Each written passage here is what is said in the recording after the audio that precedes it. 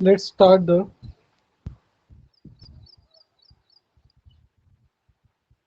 theory part.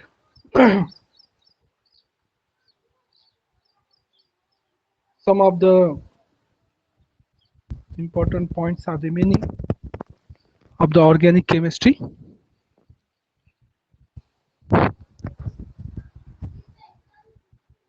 We have covered the important reactions. So next point is the active methylene compounds. So you know that which compound is called as active methylene compound. How to understand that, we have to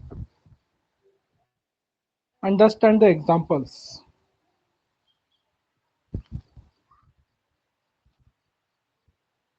Here in the examples, CH2 group is there. CH2 group is there. CH2 group is there. This CH2 group is attached here, one of the carbonyl carbon. Here also one of the carbonyl carbon. Means the carbon atom attached with the two different or same carbonyl carbon atoms. That carbonyl carbon atoms are act as the electron withdrawing groups. और अगर जो कोई carbon को electron withdrawing group attach है तो वो क्या करेंगे, वो कार्बन पर की डेंसिटी, वो क्या करेंगे, डेंसिटी को कम करेंगे और इलेक्ट्रॉन की जो है वहाँ पे क्लाउड को कम करेंगे। मीन्स क्या होगा, वो कार्बन पे जो है इलेक्ट्रॉन जो है इलेक्ट्रॉन डिफिशिएंट बनेगा, और वैसे कार्बन पे जिसको इलेक्ट्रॉन विड्रॉइंग ग्रुप अटैच है वहाँ का हाइड्रोजन निकालना बहुत आसान है, और वहाँ के हाइड्रोजन की एसिडिटी बहुत ज़्यादा होती है, यानी easily more acidic group attach रहेगा, हाइड्रोजन रहेगा, we can easily remove that hydrogen atoms. So that group, that CH2 group, that particular carbon is act as active methylene compounds. तो इनको हम एक्टिव मिथिलीन कंपाउंड बोलते हैं। इसका generally use क्या होता है, इसका यूज इसलिए होता है कि यहाँ से बेस प्रोटॉन को रिमूव करेगा, और रिमूव करने के बाद इसके ऊपर बेस क्या करेगा, निगेटिव चार्ज तैयार करेगा, और निगेटिव चार्ज दूसरे स्पेसिस पे अटैक करने के लिए काम में आएगा। यही सबसे बड़ा पर्पस है एक्टिव मिथिलीन कंपाउंड्स का। तो एक्टिव मिथिलीन कंपाउंड के रिएक्शंस देखेंगे आप। देखिए अब रिएक्शन यहाँ पे, रिएक्शन ऑफ हायर कीटोन, ये कीटोन है।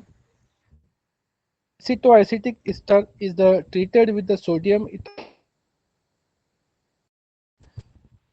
अब आपको समझ में आएंगी क्या दी वाली रिएक्शन।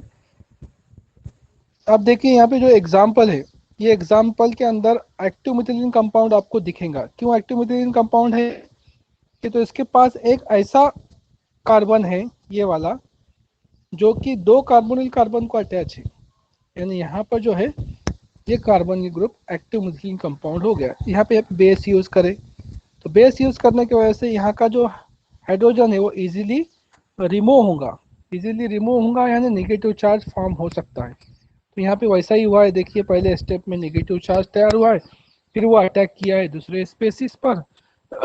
ओके, दूसरे स्पेसिस पे उसने अटैक किया, यहाँ पे नेगेटिव चार्ज तैयार हुआ, देखिए इसने अटैक किया दूसरे स्पेसिस पे, फिर उसके बाद ये इंटरमीडिएट बना, फिर वो रिमूव हुआ, इस तरह से रिएक्शन कंप्लीट हुई। तो ये इसका यूज इस तरह से यहाँ पर।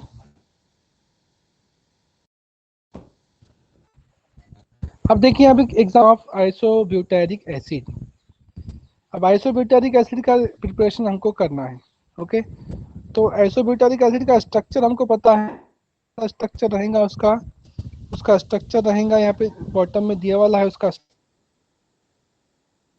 प्रिपरेशन करना हमको क्या देना, एक्टिव मिथिलीन कंपाउंड लेना पड़ेगा। एक्टिव मिथिलीन कंपाउंड के रिएक्शन बेस के साथ करने के बाद उसकी रिएक्शन फिर क्या करेंगे, उसके CH3Cl के साथ करेंगे, फिर वापस से एक बेस यूज करेंगे, एक्टिव मिथिलीन कंपाउंड वापस से एक हाइड्रोजन लूज करेंगे, फिर क्लोराइड के साथ ऐड करेंगे। इस तरह से रिएक्शन करते करते आपको जो कंपाउंड मिलेगा फेनोलिक ब्यूटेरिक एसिड, ये सो है। अब ये स्ट्रक्चर के अंदर वो क्या दिख रहा है आपको, ये वो भी बाहर से आया है, ये CH3 ग्रुप है, बाहर से आया है। और भी एक ऐड कर सकते थे हम, ये भी हाइड्रोजन को आप रिमूव कर सकते हैं, लेकिन हमको टारगेट है हमारा कि हम एसिड ही चाहिए। तो ये तरह से सारे रिएक्शन से दिए वाले हैं, तो आप रिएक्शन को यहाँ पर समझ में आएगा। प्रैक्टिस के लिए रिएक्शन दिए वाले है, बेसिक कंसेप्ट वही है हर रिएक्शन का। ओके, कि यहाँ पर बेस यूज करेंगे, रिमूव करेंगे, न्यूक्लियोफाइल अटैक करेंगे, और इस तरह से यहाँ के सारे रिएक्शंस कंप्लीट होंगे। तो इस तरह से हमारा जो है ये ऑर्गेनिक का जो टॉपिक था, कार्बोनिल कंपाउंड केमिस्ट्री। ओके, तो ये कार्बोनिल कंपाउंड केमिस्ट्री हमारा टॉपिक यहाँ पे ख़त्म हुआ है। ओके, आपका काम क्या है, इसको प्रैक्टिस करना है आपको। ऑर्गेनिक केमिस्ट्री में हमेशा याद रखिए, ऑर्गेनिक केमिस्ट्री आपकी परफेक्ट तभी बनेगी जब तक आप उसकी प्रैक्टिस नहीं करते। समझ में आ रहा है, बहुत अच्छी बात है। नहीं समझ में आया तो भी आप प्रैक्टिस करने के बाद सारी चीज़ें समझ में आती है। प्रैक्टिस में क्या है, एक मर्तबा लिख कर देखना है उसको। ओके, नहीं समझ में आया है तो फिर से एक मर्तबा लिख कर देखना है उसको। ओके, इस तरह से आपको प्रैक्टिस करना है उसकी। समझ में आया तो लिख कर देखना है, नहीं समझ में आया तब भी लिख कर देखना है। फर्स्ट टाइम जो है आपको देख कर लिखे तो चलेगा कोई रिएक्शन को, सेकंड टाइम आप कोशिश करिए बिना देखे लिखने की, नहीं जहाँ रुकते हैं वहाँ पे फिर से देखिए क्या रिएक्शन हो रही है। थर्ड टाइम कोशिश करिए कि एक भी वर्ड ना